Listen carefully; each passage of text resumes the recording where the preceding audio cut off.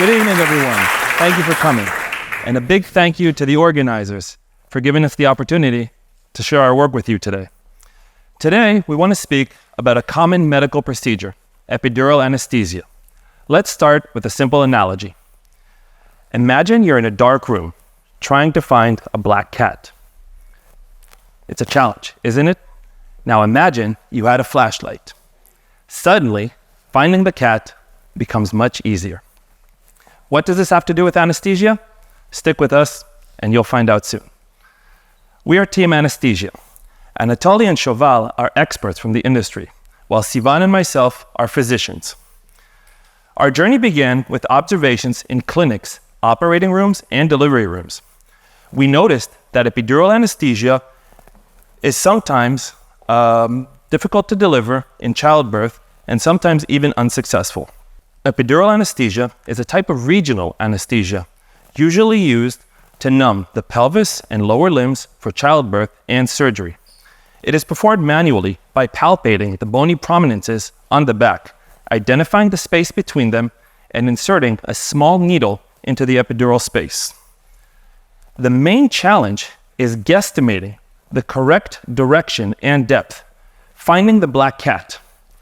In overweight parturients, who represent about 30% of the cases, finding the needle entry point becomes a challenge as well, due to anatomical changes.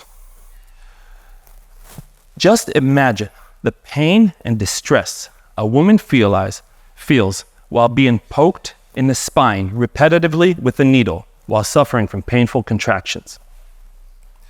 While reviewing the literature, we found that administering epidural anesthesia in overweight patients takes longer. We also found a correlation between patient weight, needle direction adjustments, and failure rates. Moreover, from an OBGYN perspective, it is imperative that these patients receive epidural anesthesia. About half of all Americans are projected to be obese by 2030. Moreover, the OECD highlights this as a global issue. Reviewing the CDC data from 2020, we calculated over 1.8 million births by overweight mothers that year. However, only 840,000 of them received epidurals. The ECOG states that it is unacceptable for a patient to suffer it is unacceptable for an individual to experience severe pain while under a physician's care. Pain during childbirth is significant, and epidural remains the only effective solution. To define our unmet need, we formulated the following need statement: a way to accurately guide neuroaxial needles in overweight parturients, reducing the difficulty of epidural placement. Epidural placement has two main approaches. The first, the manual approach, which we discussed earlier, and the second is ultrasound-guided assistant, which is more complex and basically blocks needle entry point. Here's where Artemis 7 stands out.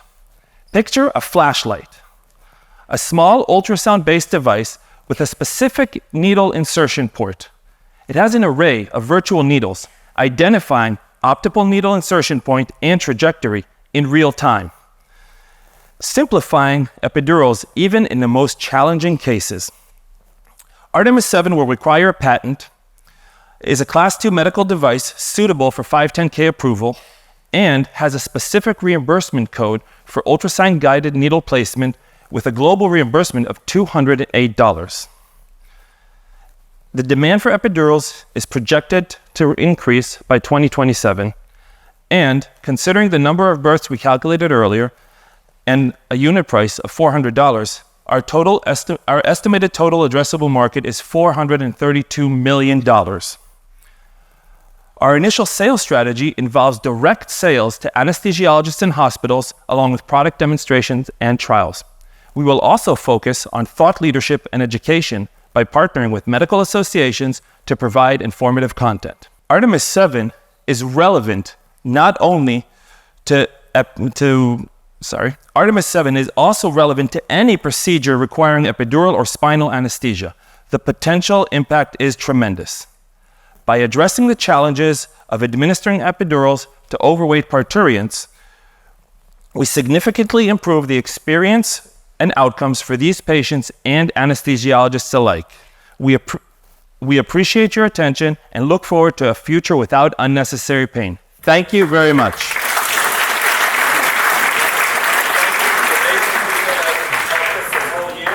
And to the anesthesiology department in Rambam for opening their gates to us and allowing us to follow them and shadow them this year.